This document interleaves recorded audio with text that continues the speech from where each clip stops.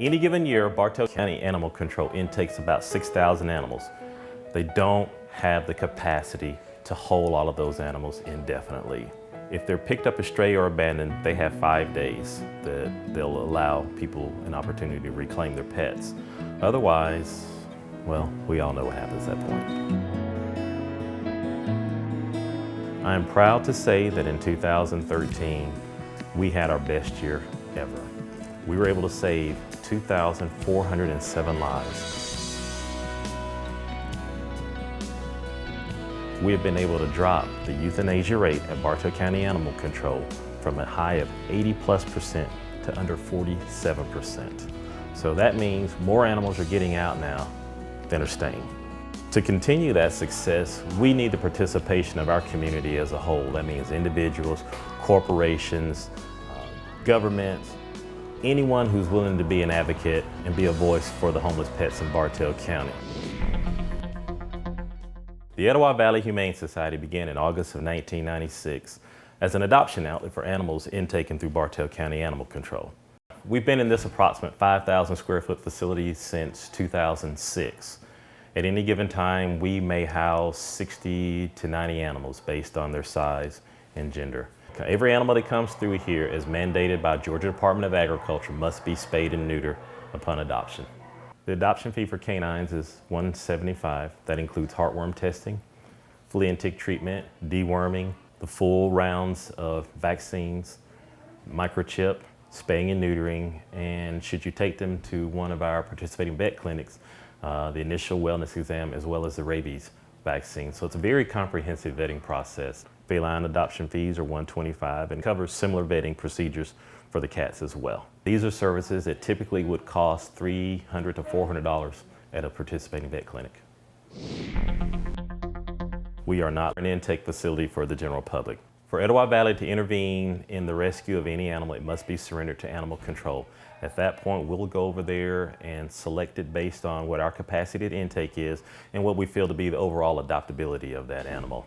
But they also have a second chance because our rescue coordinator, Jan Granai, will then go back over to animal control, photograph those animals, and post them in her urgent album on Facebook.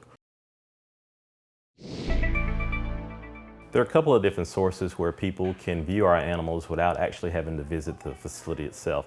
You can go to our website, www.etowahvalleyhumane.org, or you may go to Pet Finder, or you may go to Pet Tango. And I never tell someone to make that decision based on an image that they've seen online. You must come here and spend that one-on-one time with that animal.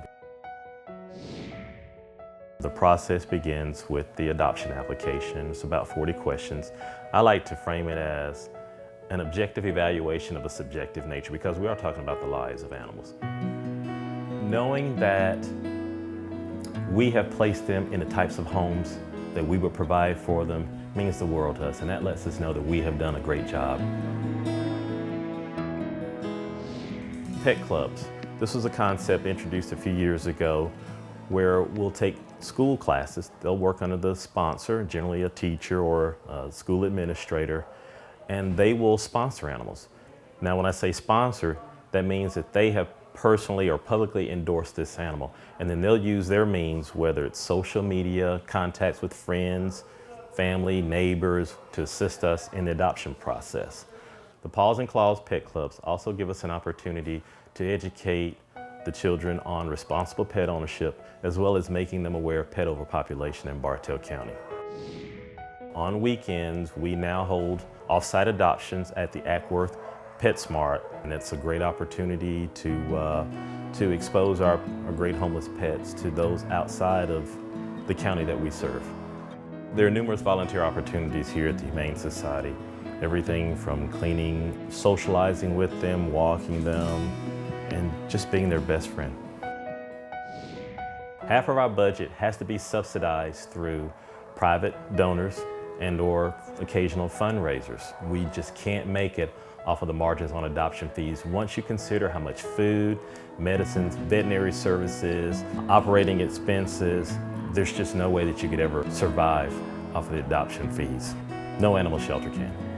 I'm proud to say that great strides and accomplishments have been attained, and just an overall better adoption experience for those coming in looking to select their next best friend. There are great things that are happening out at EVHS, and we welcome and invite everyone to come be a part.